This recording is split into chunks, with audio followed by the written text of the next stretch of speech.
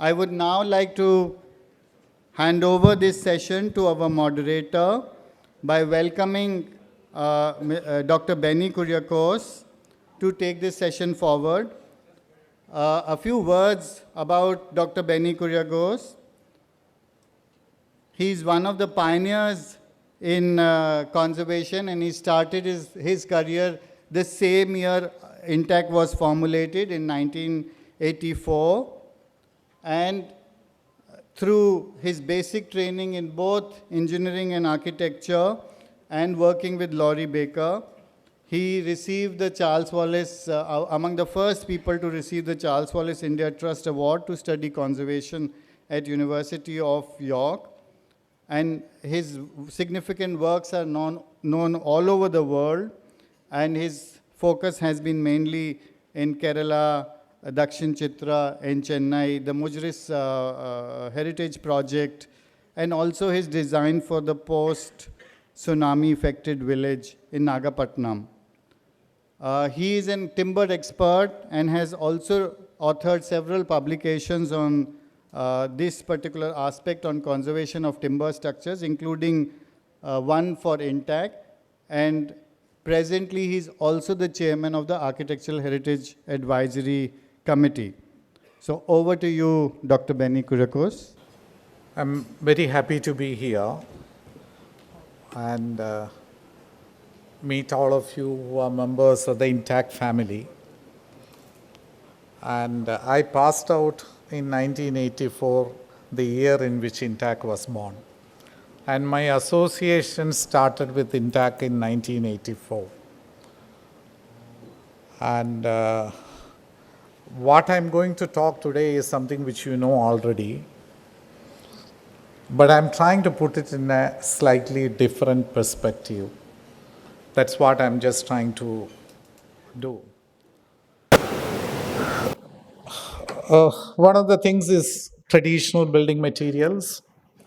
Timber is the most sustainable building material in the world, and it's one of the traditional materials. Why I say timber is the most sustainable building materials? Because we are talking about climate change, which our chief guest, Dr. Karan Singh ji, spoke about it. We know the carbon emission is going up. It has already reached much during the last few decades. But trees are the only thing which can convert carbon dioxide into oxygen. All other steps we talk about, green buildings, sustainable architecture, is only going to slow down the process. Instead of emitting X amount, it will emit 50% of that amount. But trees can convert carbon dioxide into oxygen. And when you use timber in buildings, what happens is that timber is locked in the building. If you use timber as a firewood, carbon dioxide is emitted.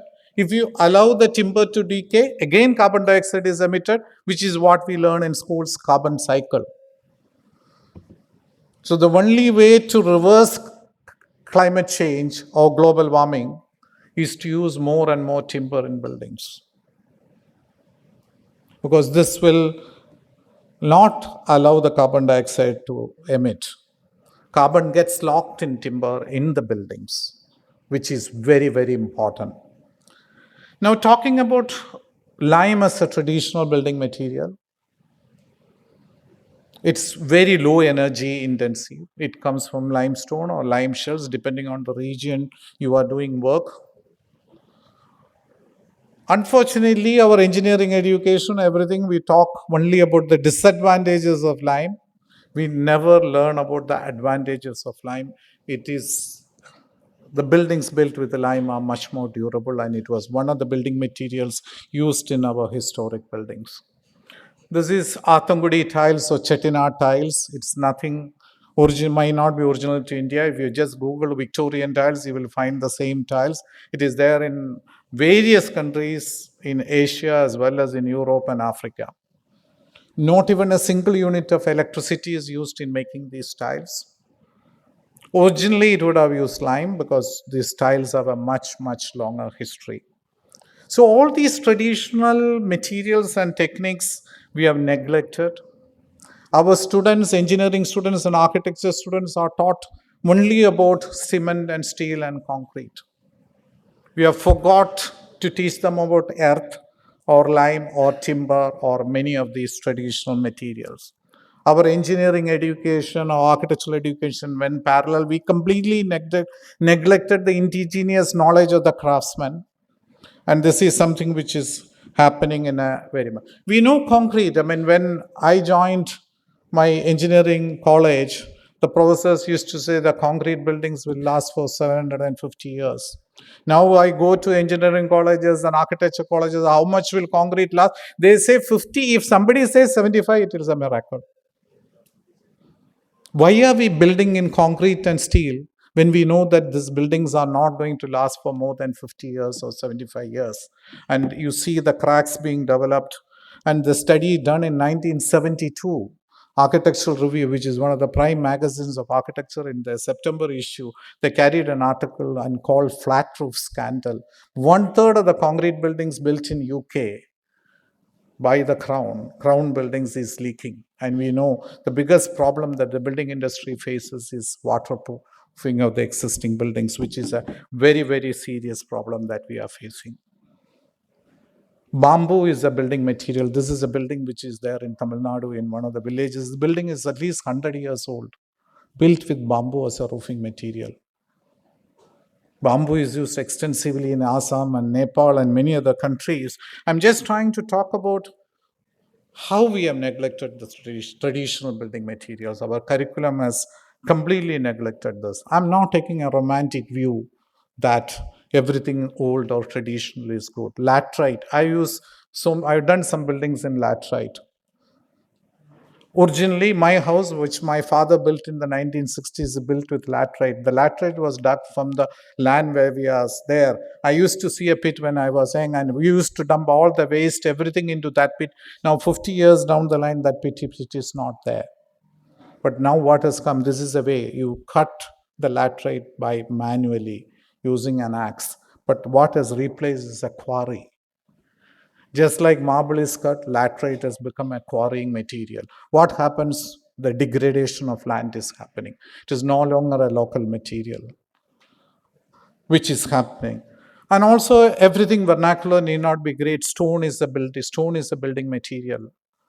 And you know the impact of quarrying. And I mean, this is an article which came in the Guardian. I mean, it's making a huge impact. I mean, Kerala is caught between the landslides and the floods. So we cannot take a look at all the building materials. One of the things which we have forgotten is about the craftsman. This is Hassan Fadi, the famous Egyptian architect, said, craftsman does not talk about architecture, he creates it. But nowadays we talk about architecture, we don't create it. We have given more importance to quantity rather than quality. But in historic building conservation, quality of workmanship is of prime importance. Reusing an existing building and not demolishing it is a good way to conserve energy, materials, everything. Because a building which has already made its impact on the environment is the greenest building that you can have. When you conserve a building, you are saving 40% of the less amount of materials, more labor intensive. And we know we don't have the right kind of labor. I mean, everybody is struggling to get. There is carbon emission saving. There is infrastructure investment is saved. Greenfield is saved. I mean, we are saving on the huge, less travel.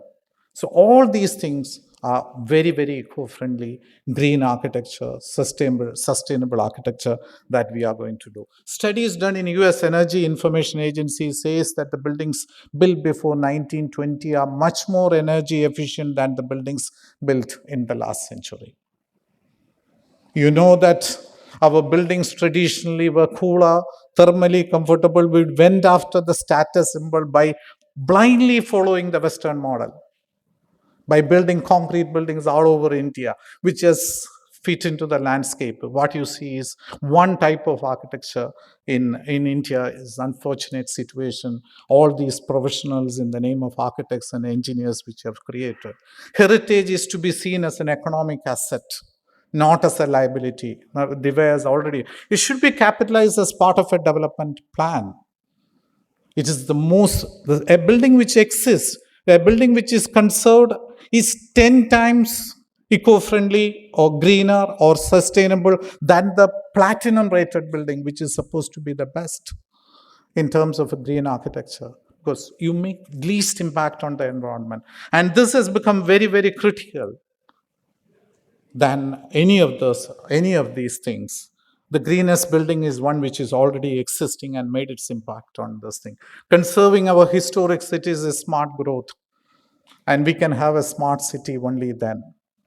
Neglecting our historic core is a mistake which the West has committed in the 50s and 60s and 70s. They came back to conserving their historic cores, and which we go and visit as tourists to all these European cities. 1985, this building, this was demolished. It was 1984, INTAC was formed to protect, conserve unprotected heritage. Before that, 5,000 monuments by ASI was protected. There was no rule. Nobody used to talk about demolishing or destroying a building was never a news in the 80s and 90s.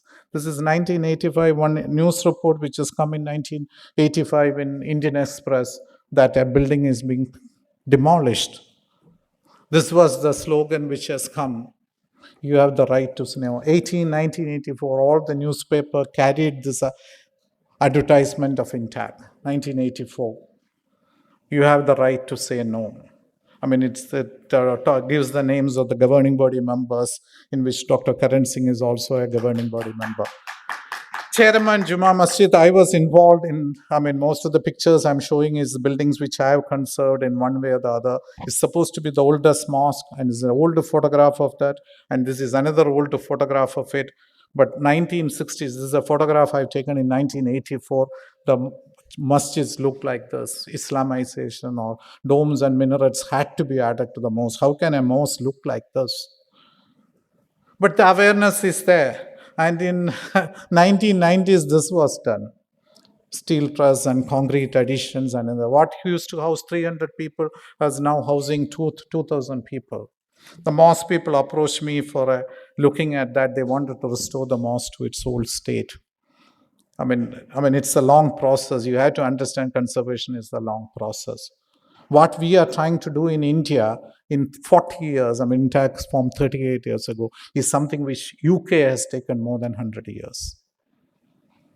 Conservation will not happen overnight. It's a slow process. So this mosque they took a decision in 2013 to restore the mosque, and it really happened. And this is the demolition of that mosque which is happening. Photograph taken during the demolition. And if you go and see this mosque now, it looks like this. Just showing community, people coming forward, people owning the heritage, accepting that heritage is important, themselves coming forward to demolish the ugly additions is very, very important. I can say this trend has started. I am an optimist. That's why I said that, this is inside of the mosque, and our planet is very fragile. London, July 19, London had 40.3 degrees. No air conditioning in the houses, not even a fan in those houses. Italy declared an emergency in July second week because temperature rose to 38 degrees and more. The temperatures recorded in some of the European cities in the last 10 years, 8 years is the topmost, what has been recorded in the last 100 years. Warangal, Delhi. Delhi had huge, big summer in May and June, which you had to see. Kerala, Kochi had 3 floods in summer months. We heard about the floods which is happening in Bangalore. Planet is very fragile. We are working on all these cities and doing all these insensitive activities in the name of concrete buildings. And building a Western architecture model is what, unfortunately, we are doing. I mean, Jonas Salk has said that if all the insects perish, then all the biological life will thrive. But if all the humans perish, all the rest of the life will thrive. So humans is the cause. It's a man-made problem, and that is what we have to look at. We have a rich variation within our country. Why are we doing only one kind of architecture? I'm not only talking about conservation, I'm talking about the new kind of buildings which are coming across our landscape. Climate change is around the corner. It's not a distant solution. When I am working in climate change and sustainability for the last few decades, and I find that I thought that only my children will have to face this situation, but if I live for another 20 years, we will see it in a serious manner. It's not a long drawn out problem. And if you want to address climate change and sustainability and the future generations, we have to look at conservation. We have to bring a moratorium on all new constructions. I don't think in 20 years, 30 years down the line, all the governments will be forced to bring in rules that no new construction can happen in this country or any other thing, because where are we leading our country? What is happening to a future generation in terms of global warming and floods and cyclones and tsunamis and whatever you do? And we must address this. We should be able to put it across on those lines. And INTAC has a major role to play in this, because it is the first NGO to work on this field, address this issue. And this is very, very important. And we must challenge our practice for a more sustainable future. Our conservation of our heritage is the future. It will give directions to us how to go towards the future. And that is I will say this is the only way to address. There are a lot of opportunities in terms of the sustainability, climate change, and global warming. We should believe in what we are doing, and we should go ahead. And should be the things. And William Morris had said more than 100 years ago, this is the last slide, we are only trustees of those who come after us. We are borrowed from the future generations. Let us not spoil the life of the future generations. And I think this is an issue which has to be discussed now, practice now, put it into this thing. Otherwise, we will be forced to work on these things. There will be major casualties. Thank you.